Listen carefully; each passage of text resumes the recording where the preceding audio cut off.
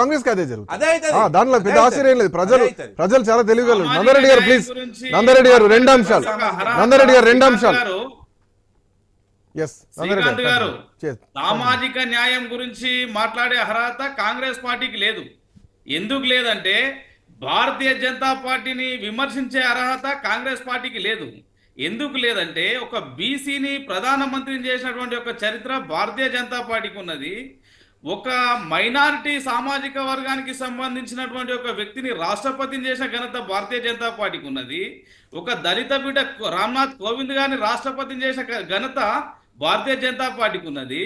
Present ఒక గిరిజన బిడ్డ అయినటువంటి ఒక ముర్మును రాష్ట్రపతిని చేసినటువంటి ఒక చరిత్ర భారతీయ జనతా పార్టీకి ఉన్నది.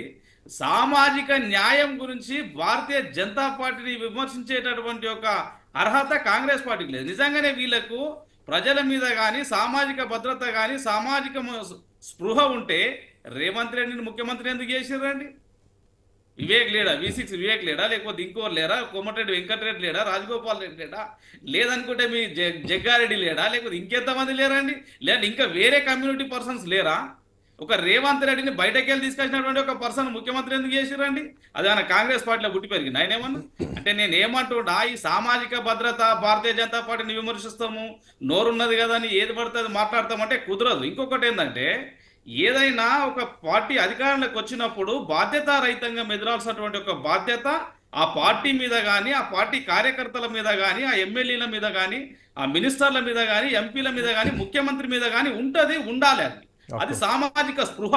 ఇప్పుడు నేను ఏమంటున్నా, మీరు 2014 కన్నా ముందు కాంగ్రెస్ పార్టీ రాష్ట్రంలో అధికారంలో ఉన్నది. మీరు ఇందిరమ్మ ఇండ్లు కట్టినారు. దాదాపుగా నాకు తెలిసి ఒక 25 నుంచి 50 లక్షల ఇండ్లు అప్పుడు కట్టినయే ఖాళీగా ఉన్నాయి. రాజశేఖర రెడ్డి పీరియడ్ నుండి 2014 దాకా కట్టినాయి. ఆ తర్వాత ఈ 10 సంవత్సరాల కట్టినటువంటి ఒక డబుల్ బెడ్రూమ్లు ఖాళీలో ఉన్నాయి. మీరు సోయున్నట్టయితే ఇదంతా ధనం ఎవడయ్యేదండి? ప్రజాధనాన్ని మీరు దుర్వినియోగం చేస్తూ ప్రజలకు డబుల్ బెడ్రూమ్లు కానీ ఇందిరమ్మ ఇండ్లు కానీ ఎందుకు పంచట్లేదు? 1 ఇయర్ కాలయాపన ఎందుకు చేసినావు? నువ్వు రాజభోగాలు అనుభవిస్తలేరా రేవంత్ రెడ్డి? నీ మంత్రులంతా రాజభోగాలు అనుభవిస్తలేరా? నీ ఎమ్మెల్యేలు జీతం తీసుకుంటలేరా? మరి ప్రజల సొమ్మును ప్రజలకు వంచడానికి నీకు ఇంత సోయిలేనటువంటి ఒక ప్రభుత్వాన్ని ఎందుకు నడుపుతున్నారా అండి? ఇదేమన్నా సామాజిక భద్రతనేనా? ఇది ఈ సామాజిక స్పృహ అంటారా దీన్ని ఏమన్నా? అంటే దీని అంతా ఏమంటారంటే, వాళ్లకు ఇష్టం వచ్చినట్టుగా రాజరిక స్థితి నడిపిస్తున్నటువంటి ఒక పార్టీ ఈరోజు కాంగ్రెస్ పార్టీ రాష్ట్రంలో నడుస్తున్నది. ఇందాక హైడ్రా గురించి మాట్లాడుతున్నారు బ్రదర్. వాస్తవంగా నేను చాలాసార్లు చెప్పినా, మొన్నగడి చెప్పినా, మల్లగిడ చెప్పాల్సి వస్తున్నది. హైడ్రా అనేది ఒక మోసం, అదొక దగ, అదొక కుట్ర. ఎందుకంటే హైడ్రా అనేది డబ్బులు వసూలు చేసుకున్నటువంటి ఒక దుకాణం తెరుచుకున్నది కాంగ్రెస్ పార్టీ. నేను ఎందుకు చెప్తున్నంటే, ఒకవేళ నిజంగానే నువ్వు హైడ్రా మీద నీకు సామాజిక స్పృహ ఉన్నది, సోయి ఉన్నది, నువ్వు అట్లా అనుకున్నప్పుడు ఏం చేయాలంటే, ఈ హైడ్రా పరిధి ఎక్కడి నుండి ఎక్కడి వరకు, ఈ హైదరాబాద్ పట్టణంలో ఎన్ని చెరువులు ఉన్నాయి? దాదాపుగా నాకు తెలిసే ఒక 10,000 చెరువులు ఉన్నాయి. ఈ 10,000 చెరువులలో కనీసం ఒక 1,00,000 ఎకరాలు కబ్జా అయినది. ఈ 1,00,000 ఎకరాలు ఏ రోజు నుండి ఏ రోజు వరకు, ఎప్పటి నుండి ఎప్పటి వరకు, ఎంతమందికి ఎట్లా కూలగొట్టగలుగుతారు, ఎప్పుడు వాడు కూలగొడతారు అనేది ముందుగా మీరు ప్రజలకు, రాష్ట్ర ప్రజలకు ఒక శ్వేతపత్రం రిలీజ్ చేయండి. రిలీజ్ చేసి అలా పెద్దోడు ఉన్నాడా, చిన్నోడు ఉన్నాడా, మంచోడు ఉన్నాడా, చెడ్డోడు ఉన్నాడా, మినిస్టర్ ఉన్నాడా, ముఖ్యమంత్రి తమ్ముళ్ళు ఉన్నారా, అన్నలు ఉన్నారా, లేకపోతే నాలాంటి ఉంది ఏమైనా 4 ఎకరాలు ఉన్నదా?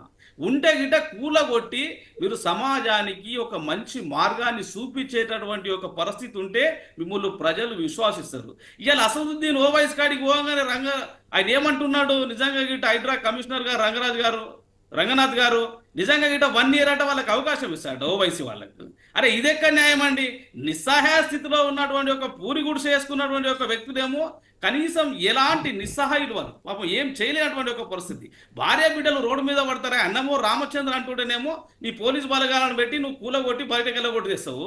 మరి అసదుద్దీన్ ఓవైసీది కానీ, లేకపోతే ఇంకొకరిది కానీ వాళ్ళకు 1 ఇయర్ ఎడ్యుకేషన్ ఖరాబ్ అవుతుందని, ఇంకొకటి ఖరాబ్ అవుతుందని వాళ్ళకి ఎందుకు మినహాయింపిస్తున్నాం?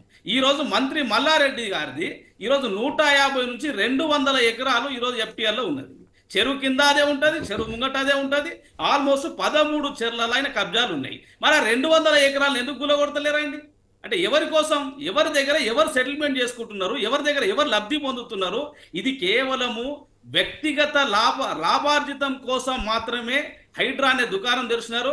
నేను మళ్ళీ చెప్తున్నా, ఒకవేళ హైడ్రా మీద కానీ మీకు నిజంగా సామాజిక స్పృహ కానీ ఉంటే, సామాజిక బాధ్యత కానీ ఉంటే మీరు శ్వేతపత్రం రిలీజ్ చేయండి. Point. మాకు హైదరాబాద్ లో ఉన్నటువంటి ఒక చెర్లు మొత్తం గిన్ని కబ్జాలు అయినాయి, ఈ ఒక్కొక్క చెర్ల గిన్ని ఎకరాలు అయినది.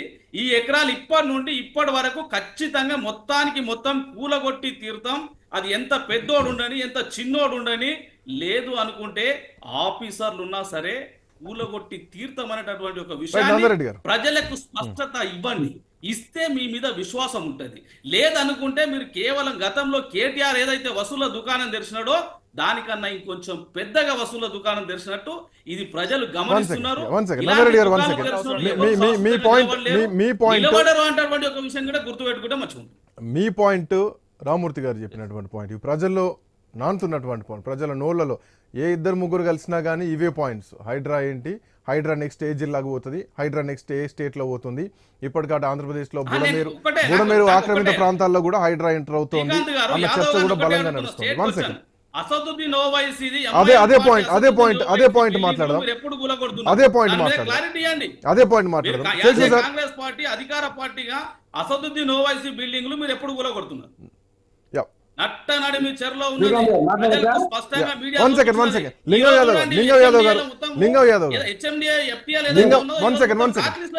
నందరెడ్డి గారు, పేదోడికి పెద్దోడికి